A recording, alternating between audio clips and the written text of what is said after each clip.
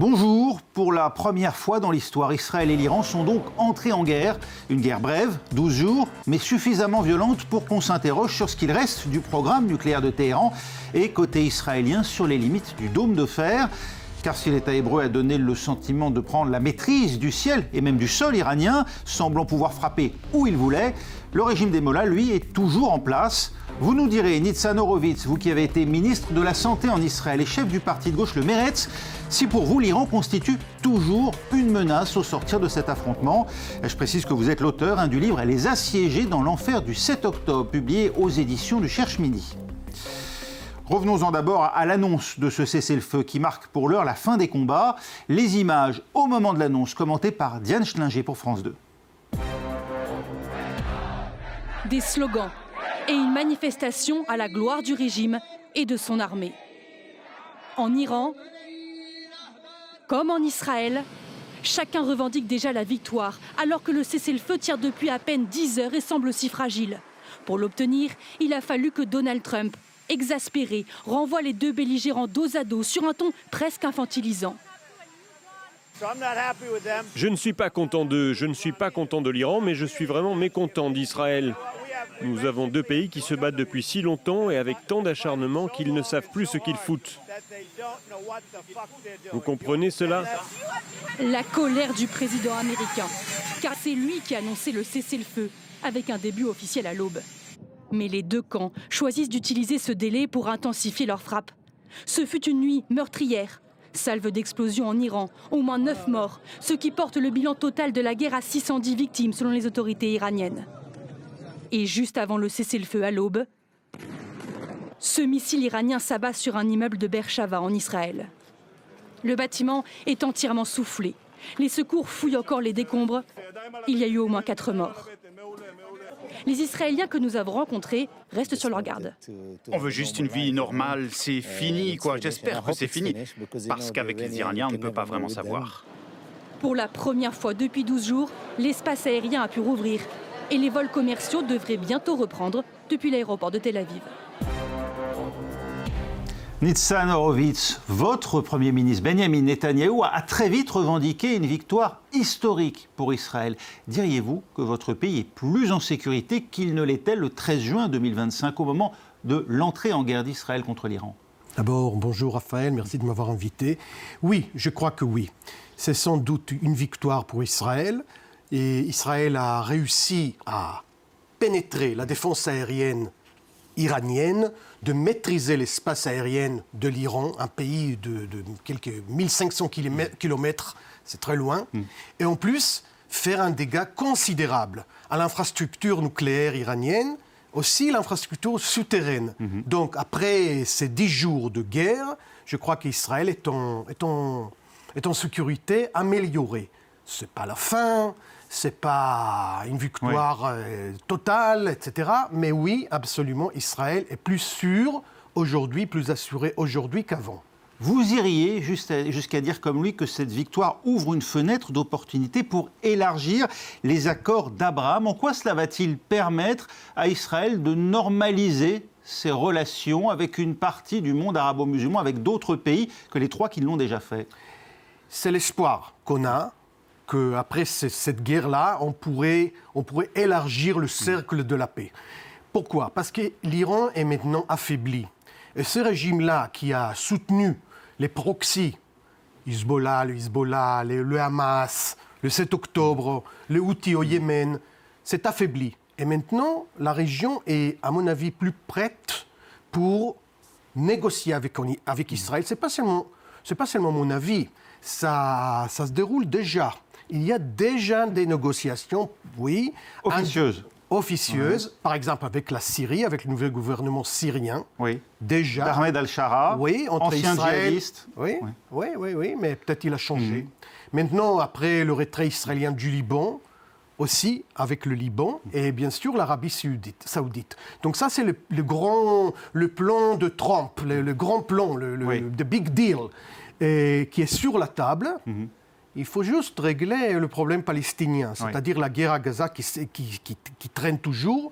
C'est le seul problème qui reste, en fait. Et qui n'est pas une mince affaire. On sait que pour l'Arabie Saoudite, c'est la condition sine qua non, une perspective d'État palestinien. Aussi pour Israël, c'est un très grand problème. Mais les chances d'avoir d'autres pays dans les accords d'Abraham, maintenant, c'est beaucoup plus important, beaucoup plus élevé. En tout cas, c'est l'armée américaine qui aura porté le coup de grâce à l'Iran en larguant pour la première fois des bombes anti-bunker GBU-57 sur ses sites nucléaires. Ambroise Boulais retrace cette opération pour France 2. Des bombardiers furtifs B-2 décollent de la base Whiteman dans le Missouri. Certains d'entre eux se dirigent vers l'océan Pacifique. Ce sont des leurs. 7 autres bombardiers prennent, eux, la direction de l'Iran. Cette manœuvre de diversion était connue uniquement d'un nombre extrêmement restreint de planificateurs et de hauts responsables, à Washington et à Tampa. Le groupe de frappe principal, composé de 7 bombardiers B-2, chacun avec 2 membres d'équipage, a poursuivi sa route vers l'est dans le plus grand silence, avec des communications réduites au minimum. Pour effectuer 18 heures de vol tout en échappant au radar, plusieurs avions ravitailleurs sont positionnés sur le parcours. L'escadron survole la Méditerranée, mais pas l'Europe. À bord, des bombes GBU-57, des engins de 13 tonnes, surnommés les bombes qui percent les montagnes, capables de pénétrer profondément dans la roche et le béton avant d'exploser. Il est minuit en France quand les bombardiers entrent dans l'espace iranien, précédés d'avions de chasse en éclaireur. Les B-2 larguent leurs bombes sur les sites de Fordo et de Natanz. Une vingtaine de missiles Tomahawk, préalablement lancés par un sous-marin dans l'océan Indien, atteignent le site d'Ispahan. Les frappes ont duré 25 minutes. Il n'y a eu aucun tir de riposte selon le Pentagone, qui estime n'avoir pas été repéré par le système de défense iranien. Une opération Nitzan Horowitz qui a nécessité pas moins de 125 appareils. L'intervention des États-Unis a été déterminante. Sans elle, Israël n'aurait pas pu atteindre ses sites nucléaires, pour certains enfouis en profondeur. Oui, il paraît, parce qu'Israël, tout simplement, n'a pas ces bombes de 15 tonnes qu'il faut pour pénétrer les 90 mètres sous la montagne, où Fordo est situé. Où Fordo est situé. Donc voilà, donc l'aide des États-Unis était nécessaire, et c'était un pari de la part de Netanyahou, parce que Trump a rien promis. Et donc Netanyahou a commencé l'opération, a pris l'initiative, et au bout de quelques jours, il a réussi à quand même persuader, peut-être, faire pression sur Trump d'aider Israël, et Trump l'a fait. Malgré le débat interne au sein des États-Unis, y compris dans le Parti républicain, si ou non il faut le faire. Mais Trump a tranché, et c'était ça le moment crucial qui a gagné la guerre. Vous dites que c'est Benjamin Netanyahou qui, par la qualité d'une certaine manière de l'opération israélienne, a d'une certaine manière forcé la main de Donald Trump. On a tout de même le sentiment que c'est Donald Trump, au final, qui force la main de Benjamin Netanyahou. En envoyant ces bombes anti-bunker, il a l'autorité nécessaire, le président américain, pour dire au Premier ministre israélien maintenant, stop. Et je crois qu'il a bien fait. C'était une décision raisonnable et logique de la part de Trump, ça arrive parfois, de dire à l'Iran et à Israël stop, arrêtez la guerre, c'est fini, après des 10 jours. On a fait un dégât considérable à l'infrastructure nucléaire, c'est fini. Et aussi, il a dit, et il faut le souligner, qu'il ne faut pas chercher à renverser le régime à Téhéran. Ça, c'est un but plus loin. Parce qu'il l'avait lui-même évoqué un temps, Donald Trump, dans ces 12 jours. Mais il a dit très clairement à Israël qu'il ne faut pas le tenter. Alors là, il ne faut pas aller jusqu'à là, et ça y est, c'est tout. Et je crois que ça a été reçu en Israël avec beaucoup de soulagement, parce que les dégâts pour la population israélienne, pour les villes israéliennes, étaient très grandes. Et donc, on n'a jamais vu ça. Des missiles très puissants qui détruisent des immeubles entiers. Alors là, c'était trop. Et donc, après 10 jours, après la victoire, les acquis militaires, c'était le temps d'arrêter. Voilà.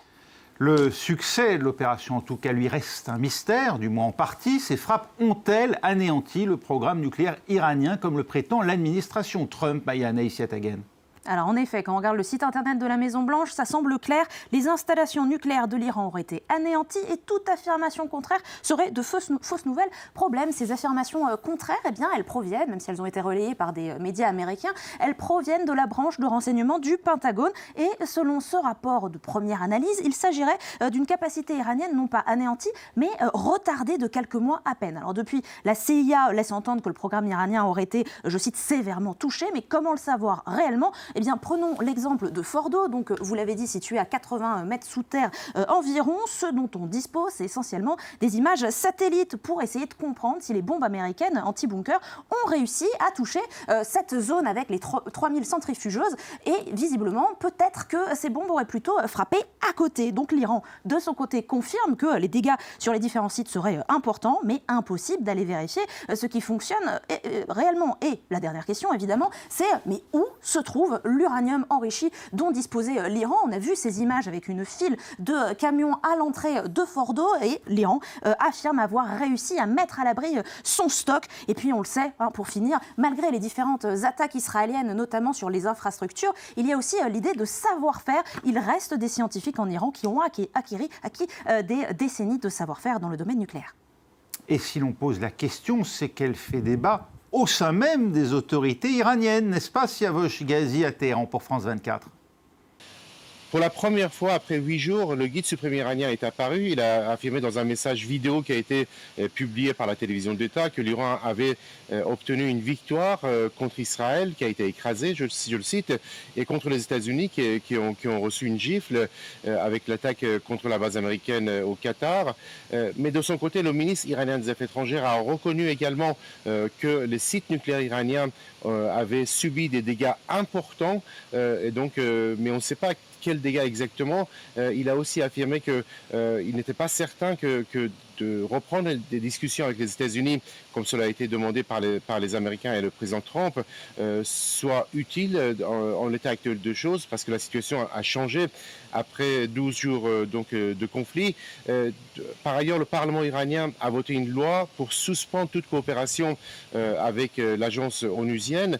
Cette loi qui a été approuvée par le Conseil des gardiens de la Constitution, et le ministre iranien des Affaires étrangères a affirmé que l'objectif principal de l'AIOA est de venir constater de près les dégâts portés aux différents sites, notamment Fordow, Natanz et Ispahan, pour ensuite les transmettre aux États-Unis pour évaluer le succès des opérations américaines et israéliennes. Et donc l'Iran n'est pas sûr et certain qu'il acceptera d'autoriser les inspecteurs de l'AIOA à venir en Iran. Nitzan Horowitz, vous comprenez qu'on s'interroge sur l'ampleur exacte des dommages occasionnés au programme nucléaire iranien. Cela se chiffre en décennies, comme le prétendent Benjamin Netanyahou ou Donald Trump, ou simplement en mois, comme semble le dire une analyse préliminaire du renseignement militaire américain fuitée dans la presse américaine? C'est une bonne question que je me demande aussi. Je crois que la vérité se trouve au milieu. C'est-à-dire, mes sources au sein de l'appareil sécuritaire en Israël insiste qu'il y a eu un dégât considérable, que l'infrastructure nucléaire a été touchée grièvement, profondément, mais ce n'est pas sûr, parce qu'il s'agit d'un pays ennemi, il faut aller sur place, il faut vérifier, il faut examiner, c'est impossible de le faire. Et donc, je crois que, d'après mon analyse, qu'il y a eu un dégât considérable, mais est-ce que la menace iranienne est complètement levée? Alors là, j'en suis pas sûr. J'en suis pas sûr, et Israël n'est pas sûr non plus. Et on le sera d'autant moins que l'Iran, agite la menace aujourd'hui d'une sortie du traité de non-prolifération. Son Parlement, validé ensuite par les gardiens de la Révolution, ont voté pour que les inspecteurs de l'AIOA ne puissent plus suivre précisément l'état de ces installations nucléaires. Mais ça pourrait être très risqué pour l'Iran, parce que si l'Iran insiste à continuer son projet nucléaire, Israël pourrait frapper encore une fois. Israël maintenant a prouvé qu'il possède la supériorité aérienne, donc elle est tout à fait en mesure d'envoyer les avions israéliens pour bombarder le nouveau commencement de ce projet nucléaire. Donc c'est risqué pour l'Iran de le faire. Donc je crois qu'au moins pour quelques années, je suis prudent, on a pu arrêter ce projet-là. Si elle est si cruciale, c'est que cette question du nucléaire conditionne aussi la survie du régime iranien, qui en a fait sa principale monnaie d'échange, mais aussi une forme d'assurance-vie, car il se sert menacé. Tout au long de ces 12 jours, le guide suprême iranien Ali Khamenei était introuvable, sans doute enfermé dans un bunker, lui dont Israël avait juré la mort. Qui prendrait les rênes en cas de chute du pouvoir des mollahs? Élément de réponse avec Stéphanie Pérez pour France 2. Il sait qu'il est dans le viseur d'Israël. Le guide suprême iranien serait retranché dans un abri souterrain. Si la République islamique venait à s'effondrer, qui pour prendre la succession? Un homme se voit déjà à Téhéran. Reza Pahlavi, le fils du Shah, renversé lors de la révolution islamique de 79, après 38 ans de pouvoir autoritaire. Lui qui a quitté l'Iran à 19 ans, se présente en garant d'une future démocratie. C'est notre mur de Berlin. Nous sommes à la croisée des chemins. Une voie mène au chaos, l'autre à une transition démocratique. Mais le retour de la dynastie impériale et la proximité de Reza Pahlavi avec Israël sont loin de faire l'unanimité. Sa tentative de coalition avec d'autres figures de la diaspora a déjà échoué il y a 3 ans. Parmi les opposants en exil, il y a aussi les Moudjahidines du peuple, mouvement islamo-marxiste, controversé en Iran. À l'étranger, l'opposition est fracturée. Alors qui, dans le pays, pourrait aujourd'hui incarner le changement ?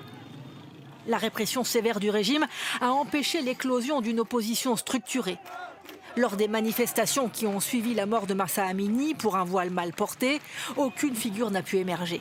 Certains spécialistes estiment que la transition pourrait reposer sur les autorités non religieuses déjà en place mais au pouvoir limité, comme l'actuel président Pezeshkian. Nitzan Horowitz, un changement de régime, un changement de pouvoir en Iran, n'est-ce pas finalement la meilleure garantie face au programme nucléaire? Absolument. Si on veut assurer que l'Iran arrête vraiment ses aspirations nucléaires, arrête son soutien au terrorisme, arrête son projet balistique menaçant toute la région, alors oui, il faut un changement de régime. Mais là, c'est, je dirais, trop grand pour Israël à le faire. On est quand même un pays loin, à part, ce n'est pas notre affaire. Et même Trump a vraiment souligné très clairement, comme il a l'habitude de le faire, qu'il ne faut pas le faire. Vous comprenez que Tsahal ait tiré sur la prison d'Evin, ce bombardement sur cette prison qui est censée abriter des prisonniers politiques, à commencer par la prix Nobel de la paix, Geste Mohammadi, qui n'y est pas en ce moment. L'intention était de faire la possibilité, de donner la possibilité aux prisonniers politiques, les opposants du régime, de partir, de s'enfuir. Et tout à fait créatif. Et bon, je ne sais pas si ça a marché, mais c'était un signal. Certains de leurs avocats déplorent au contraire une mise en danger de ces prisonniers. C'est possible. Israël a quand même bombardé pas seulement des installations militaires, mais aussi des symboles du régime, comme par exemple la télé iranienne ou ce prison-là. Et donc, je crois que c'était un signe de la part d'Israël. Un quartier général des Bassidji aussi. Le régime n'est pas en sécurité, y compris les chefs en pluriel de l'État.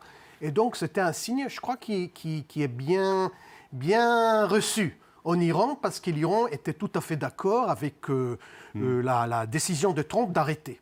Voilà. Parce qu'il y avait un craint pour leur propre vie. Alors, côté israélien, à présent, comment vit-on la fin de ces 12 jours de guerre? Claire Duhamel à Jérusalem pour France 24. 12 jours de guerre qui ont révélé aux Israéliens un sentiment de vulnérabilité, notamment pour ceux qui vivent dans le centre ou dans le sud du pays, où certains des missiles balistiques iraniens sont parvenus à déjouer la défense antiaérienne israélienne, tuant 28 civils israéliens, détruisant parfois totalement des immeubles d'habitation. Alors depuis mardi dernier et l'annonce du cessez-le-feu par Donald Trump, les Israéliens sont revenus à une forme de vie quotidienne normale. Il n'y a plus de restrictions imposées à la population. On avait même pu observer que ce retour à la vie quotidienne s'était fait progressivement dans les derniers jours de la guerre, à mesure que les attaques de missiles balistiques se faisaient moins fortes et moins fréquentes. Ce qui est certain en tout cas, c'est qu'une majorité de la population israélienne a soutenu son État dans cette guerre lancée par Israël sur l'Iran, puisque selon un sondage, ce sont 80% des juifs israéliens qui jugeaient cette guerre légitime. Nitzan Horowitz, ces missiles supersoniques, hypersoniques iraniens qui ont visé Tel Aviv, qui ont visé Ramat Gan, qui ont visé l'hôpital Soroka, Beersheva, ça a été une surprise, un choc dans l'opinion publique israélienne. Oui, absolument. C'est de jamais vu en Israël. On n'a jamais vécu une telle attaque et par des missiles très puissants venant de loin, avec peu de capacité de les intercepter. Ce n'est pas du tout l'expérience qu'on a eue avec le Hamas. C'est quelque chose de très différent. Là, le dôme de fer ne fonctionne plus, ou moins bien. Si, ça fonctionne, c'est un autre système, mais avec les missiles balistiques qui arrivent de l'atmosphère, de l'espace, c'est très difficile. Et le dégât est énorme. Et mes parents m'ont envoyé des photos de leur quartier. C'est hallucinant, ça. Et donc là, c'était vraiment une raison pour laquelle Israël aussi a été soulagé par la décision de Trump d'arrêter la guerre. Parce que... Soulagé, vraiment, on a senti pourtant à ce moment-là que Benjamin Netanyahu voulait poursuivre, lui. Soulagement, parce que, par exemple, mes parents qui habitent dans un immeuble, il n'y a pas d'abri, il n'y a pas une pièce protégée, il faut aller à un abri public, 3 à 4 fois par la nuit, quoi. Ils ont déjà presque 90 ans, mes parents, et ils bougent à peine. C'était un cauchemar. Et donc, il fallait arrêter. Donc, je vous ai dit, après 10 jours de dégâts en Iran et en Israël, c'était la bonne décision. Si l'on devait faire le bilan, Maya Nahis-Yatagan, qui sont les gagnants, qui sont les perdants de ces 12 jours de guerre ? Alors Israël, de son côté, dit avoir atteint tous ses objectifs. Le gouvernement de Netanyahou dit avoir éliminé une double menace existentielle et immédiate, c'est-à-dire nucléaire et balistique. Sauf que du côté iranien, le régime crie également victoire, ne serait-ce que parce que le régime a tenu bon, même si, vous en avez parlé, l'ayatollah Khamenei était retranché dans un bunker pendant que sa population n'avait ni sirène ni abri pour se protéger. Le bilan, il est évidemment humain, c'est une défaite pour les peuples, car du côté iranien, 600 morts, plus de 600 morts, 4900 blessés, du côté israélien, 28 morts, des chiffres selon les autorités. Celui qui pavane au final, peut-être le grand gagnant, c'est le président américain Donald Trump, celui qui a fait campagne avec sa casquette de chef de paix. Même si le Qatar a beaucoup œuvré pour un cessez-le-feu, c'est le président américain qui s'en est attribué tout le mérite pour ce cessez-le-feu à la guerre de 12 jours, même s'il n'a pas été respecté et appliqué immédiatement. Donald Trump a immédiatement tapé du poing sur la table, il a utilisé des mots fleuris qu'on a entendus en début d'émission, mais ce pied de nez au multilatéralisme fait par Donald Trump, notamment aux Européens qui n'ont pas joué de rôle dans cette crise finalement, il a été une attitude de cavalier seul qui a été reconnue, voire même saluée par le patron de l'OTAN, Mark Rutte. Il a utilisé ces mots, papa doit parfois hausser le ton. Merci Maya Nahis-Yatagan. Une réaction, Nitzan Horowitz, pour vous, qui sont les gagnants, qui sont les perdants ? Je crois que le gagnant d'abord, c'est Israël, c'est le peuple d'Israël, c'est aussi Netanyahou. Je le dis objectivement. Et vous n'êtes pas de son bord, le mérite, pas du faut tout, le dire, est clairement à gauche. Je suis de l'autre côté, mais il a fait un pari audacieux et le pari est gagné. C'est aussi Trump qui a tranché. Et voilà. Et le pouvoir iranien qui s'est maintenu contre vents et marées, aujourd'hui, il est quoi ? En sursis, au contraire conforté, avec un risque de répression terrible contre son peuple ? Voilà, c'est ça. Je crois que le régime en Iran est affaibli. Est un moment, il se trouve à un moment de faiblesse historique même. Et je ne sais pas ce qui se passe en Iran, ce qui concerne l'opposition, les mouvements civiques, etc. Mais c'est un régime qui est fragile en ce moment. Oui. Et c'est pour cela que je crois que maintenant les chances pour avoir un changement au Moyen-Orient, moins d'influence venant de l'Iran, voilà, ça peut rassurer tout le monde. Mais il reste quand même un problème qui est, à mon avis, le problème le plus grave pour Israël, c'est le problème palestinien. Et on va l'évoquer dans un instant, si vous le voulez bien, parce que, comme d'habitude, avant de se quitter, nous allons faire un petit retour dans le temps, vers l'histoire. Ces bombardements contre l'Iran, bombardements américains, ils rappellent ceux de 1991 contre l'Irak. Il n'y avait pas eu depuis d'opération d'une telle ampleur. Les images commentées à l'époque par Pascal Guimier pour France 2. Dernier feu de la guerre, les blindés alliés achevaient alors la garde républicaine. L'Irak annonce accepter 3 des 12 résolutions de l'ONU. Du tac au tac, l'Amérique répond « insuffisant ». Le porte-parole du département d'État juge l'avancée diplomatique en deçà du nécessaire. Pendant ce temps, loin de Washington, le canon continue de tonner. Plus tard dans la nuit, Saddam Hussein cédait. Lettre de Tarek Aziz aux Nations Unies, l'Irak se plie enfin à toutes les exigences de l'ONU. Tout va alors aller très vite.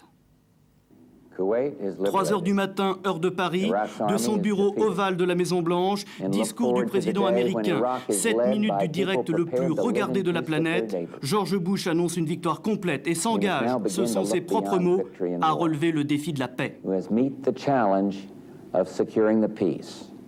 Le mot est lâché, la guerre recule. Les opérations militaires sur le terrain sont suspendues.